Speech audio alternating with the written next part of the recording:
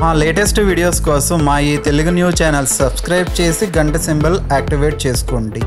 December 12తో Karthika మాసం పూర్తవ్వబోతోంది. కార్తీక మాసం చాలా పవిత్రమైన మాసం. ఈ మాసంలో ప్రతి ఒక్కరూ కూడా పూజలు చేస్తారు. ఈ మాసంలోనే అనేక పండుగలు కూడా చేస్తూ ఉంటారు. సనాతన ధర్మంలో ఉత్తరాయణం, దక్షిణాయనం రెండిటికి చాలా ప్రాముఖ్యత ఉంది. ఉత్తరాయణంలో మాఘమాసం స్పెషల్ అయితే దక్షిణాయనంలో కార్తీక మాసానికి కూడా అంతటి విశిష్టత ఉంది. శివకేశవులకు ఎంతో ఇష్టమైన కార్తీక మాసంలో దీపాలను పెట్టి శివారాధన చేస్తే ఎంతో పుణ్యం వస్తుందని పురాణాలలో ఉంది. కార్తీక మాసంలో స్నానము, దానము, దీపము, జపం, అభిషేకం చేయటం తప్పనిసరి. సూర్యోదయానికి ముందే స్నానం చేసి శక్తి మేరకు దానం చెయ్యాలి. ఆ తర్వాత ఒక్కపూట భోజనంతో ఉపవాసం పాటించాలని స్కాంద పురాణం చెప్తోంది.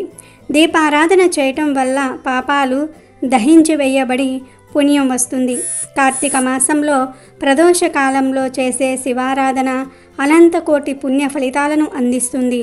కార్తీక మాస ఉపవాసాల వల్ల ఆరోగ్యము, దైవ చింతన వల్ల శుభం జరుగుతుందని శాస్త్రాలు చెప్తూ ఉన్నాయి. కార్తీక మాసంలో నెలంతా ప్రతిరోజు ప్రత్యేక పర్వదినమే. అయితే ఈ కార్తీక మాసం వెళ్ళేలోపు ఈ వస్తువులు మీ ఇంట్లో ఉంటే తీసి పడేయండి.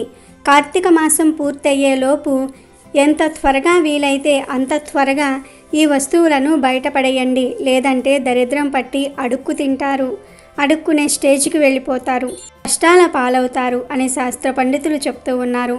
మరి ఇంతకీ కార్తీక మాసం వెళ్ళేలోపు ఇంట్లో నుండి తీసి బయటపడేయవలసిన ఆ వస్తువులు ఏమిటి అనే విషయాన్ని ఇప్పుడు మనం ఈ వీడియోలో వివరంగా తెలుసుకుందాం. ఫ్రెండ్స్, ఫస్ట్ అయితే ఈ వీడియోకి ఒక లైక్ కొట్టి మా ఛానల్ని సబ్స్క్రైబ్ చేసుకోవటం మర్చిపోవద్దు. కార్తీక మాసం వెళ్ళేలోపు ఈ వస్తువులను తీసి బయటపడేయకపోతే ఇక మీకు అన్ని కష్టాలే వస్తాయని పెద్దలు ఖచ్చితంగా చెప్తూ ఉన్నారు. ఇవి తీసివేయటం వలన మీ ఇంట్లో ఉన్న చెడంతా కూడా 99% పోతుంది. తద్వారా మీ కష్టాలు కూడా పోతాయి. మరి ఆ వస్తువుల్లో మొదటిది సాలీడు గూడు. వీటిని మనం సాధారణంగా బూజులు అని పిలుస్తూ ఉంటాం. కార్తీక మాసం వెళ్ళేలోపు ఒక్కసారి ఇంట్లో ఉన్న సాలీడు గూడులను, బూజులను శుభ్రం చేసుకోండి. చాలామంది ఇళ్లల్లో బూజులు వేలాడుతూ ఉంటాయి. చాలామంది ఈ బూజులను క్లీన్ చేయరు, కానీ పూజలు చేస్తూ ఉంటారు. ఇలా ఇంట్లో బూజులు ఉన్నప్పుడు మీరు ఎన్ని పూజలు చేసినా ఫలితం రాదు అని శాస్త్రాలలో ఉంది కనుక కార్తీక మాసం వెళ్ళేలోపు ఒక్కసారి ఇంట్లోని బూజులన్నిటినీ కూడా దులిపివేయండి. కార్తీక మాసం అయిపోయే వరకు మీరు బూజులను క్లీన్ చేయకుండా అలాగే ఉంచితే దరిద్రం పడుతుంది. పైగా మీరు కార్తీక మాసంలో చేసిన పూజలకు కూడా పూర్తి ఫలితం రాదు. అలాగే కార్తీక మాసం వెళ్ళేలోపు మీ ఇంట్లో కానీ, ఇంటి గోడ మీద కానీ, టెర్రస్ మీద కానీ, కిటికీల దగ్గర కానీ పావురాల గూడు ఉంటే తీసి బయట ఎక్కడైనా సరే చెట్టు మీద పడవేయండి. అంతేగాని ఆ గూడును పాడు చేయవద్దు. అలాగే మీ ఇంటి దగ్గర లేదా మీ ఇంటి బయట గోడల మీద తేనె చుట్టులు పెడితే వాటిని కూడా కార్తీక మాసం వెళ్ళేలోపు తొలగించేయండి. కొంతమంది చిరిగిపోయిన వస్త్రాలను, పాత చెప్పులను, బాటిల్స్ని, పాత ఇనుప సామాన్లను కూడా దాచిపెడుతూ ఉంటారు. ఇలాంటి పనికిరాని వస్తువులను ఇంట్లో ఉంచటం వలన ఎటువంటి ప్రయోజనం ఉండదు. పైగా వీటి ద్వారా దరిద్ర దేవత ఇంట్లోకి వస్తుంది కనుక ఇటువంటి వస్తువులు మీ ఇంట్లో ఉంటే కార్తీక మాసం వెళ్ళేలోపు తీసి వాటిని బయటపడేయండి లేదా పాత సామాన్ల వాళ్లకు అమ్మేయండి. ఇంకా కొంతమంది ఆడవారు వంటగదిలో పురుగు పట్టిన రవ్వలను, పిండ్లను దాచిపెడుతూ ఉంటారు. లేదా కొన్ని పదార్థాలను ఎక్కడో పెట్టి మర్చిపోతారు. వాటికి పురుగులు పట్టేస్తాయి. అయినా వాటిని తీయకుండా అలానే వదిలివేస్తారు. ఇలాంటి పురుగు పట్టిన రవ్వలను, పిండులను కార్తీక మాసం వెళ్ళేలోపు వంటగది నుండి తొలగించండి. లేదంటే దరిద్రం పట్టి అడుక్కునే స్థాయికి వెళ్ళిపోతారు. అదేవిధంగా పగిలిన అద్దాలు, విరిగిపోయిన చెక్క వస్తువులు ఇంట్లోకి నెగిటివ్ ఎనర్జీని విపరీతంగా ఆకర్షిస్తాయి. అందుకే మన పెద్దలు పగిలిన వస్తువులను ఇంట్లో ఉంచేవారు కాదు. కాబట్టి కార్తీక మాసం వెళ్ళేలోపు పగిలిన వస్తువులు మీ ఇంట్లో ఉంటే వాటిని తీసి బయటపడేసి పాజిటివ్ ఎనర్జీని మీ ఇంట్లోకి ఆహ్వానించండి. కార్తీక మాసం వెళ్ళేలోపు ఇలాంటి వస్తువులు మీ ఇంట్లో ఉంటే మీరు కూడా తీసి బయటపడేయండి. లేదంటే ఖచ్చితంగా మిమ్మల్ని దరిద్రం పట్టి పీడిస్తుంది. బిచ్చం ఎత్తుకునే స్థాయికి పోతారు. ఇక ఇప్పుడు కార్తీక మాసంలో ఏ 2 రోజుల్లో రాత్రి భోజనం చేయకూడదు అనే విషయాన్ని కూడా తెలుసుకుందాం. శివదేవునికి ఎక్కువ ప్రీతిపాత్రమైన మాసం కార్తీక మాసం. తెలుగు మాసాల్లో కార్తీక మాసం 8వ నెల. ఈ మాసంలో భక్తులంతా నిత్యం భోలాశంకరుని నామాన్ని స్మరిస్తూ ఉంటారు. పురాణ కాలం నుంచి ఈ మాసం ఓ ప్రత్యేకతను సంతరించుకుంది. హరిహరాదులకు ప్రీతిపాత్రమైన ఈ మాసంలో భక్తకోటి యావత్తు కఠిన నిష్ఠతో చేపట్టే నోములకు ఎంతో ప్రాధాన్యత ఉంటుంది.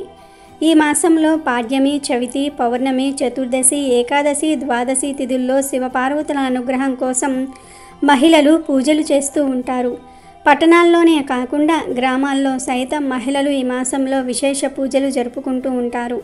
మన భారతీయ సంస్కృతిలో కార్తీక మాసం వచ్చింది అంటే ఆ నెల రోజులు పండుగ దినాలే.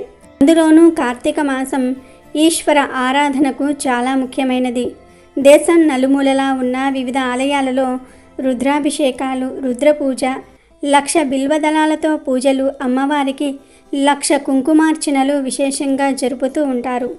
అలా విశేష అర్చనలు జరిపే భక్తులకు సదా శివుడు ప్రసన్నుడై కొంగు బంగారంలా సంతోషం కలిగిస్తాడు. కావున ఆ స్వామికి అసుతోషుడు అని బిరుదు కలిగింది. కార్తీక మాసంలో యమునా నదిలో లేదా ఏదైనా పవిత్ర నదులలో బ్రహ్మ ముహూర్త కాలంలో స్నానం చేయటం చాలా ప్రాముఖ్యంగా పురాణాలలో చెప్పబడింది. ఈ కార్తీక మాసంలో ఇతరులకు బియ్యాన్ని దానంగా ఇవ్వటం ద్వారా ఎన్నో రోజుల నుంచి వెంటాడుతున్న పాపాలు తొలగిపోతాయి. వీటిని దానం చేయటం వల్ల ఎంతో మనశ్శాంతి లభిస్తుంది. అలాగే బంగారం దానం చేయటం వల్ల సకల దోషాలు తొలగిపోయి ఎంతో ఆనందంగా జీవిస్తారు. కార్తీక మాసంలో పండ్లు దానం చేయటం వల్ల సిద్ధి బుద్ధులు నేర్చుకుంటారు. కార్తీక మాసంలో నెయ్యి దానం చేస్తే ఇంద్రియ నిగ్రహం కలుగుతుంది. అంతేకాకుండా అనారోగ్య సమస్యలు కూడా దూరమవుతాయి. సంతానం కోసం ఎదురు చూసేవారు కార్తీక మాసంలో తేనెను దానం చేయటం వల్ల వారికి సంతానం కలుగుతుంది.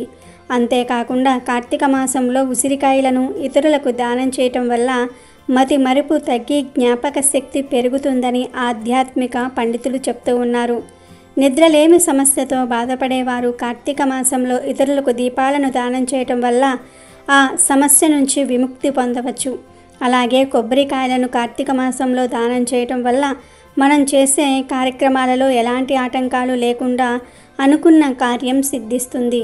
ఈ మాసంలో శివ ఆరాధన చేసిన వారికి ఈతి బాధలు, గ్రహదోషాలు ఉండవని శాస్త్రాలు చెప్తూ ఉన్నాయి. ఇంతటి పవిత్ర కార్తీక మాసంలో వచ్చే పౌర్ణమి రోజు రాత్రిపూట భోజనం చేయకూడదని స్కాంద పురాణం వైష్ణవ ఖండంలో చెప్పారు. అలానే కార్తీక అమావాస్య రోజు కూడా రాత్రిపూట అస్సలు భోజనం చేయకూడదు. కార్తీక మాసంలో ఆదివారం రోజు రాత్రి సమయంలో ఎవరూ భోజనం చేయకూడదు. ఈ రోజుల్లో రాత్రి పండ్లు లేదా టిఫిన్ తినాలి. పొరపాటున కూడా ఈ రోజుల్లో అంటే కార్తీక పౌర్ణమి, అమావాస్య, ఆదివారం రోజుల్లో రాత్రి భోజనం చేయకూడదు.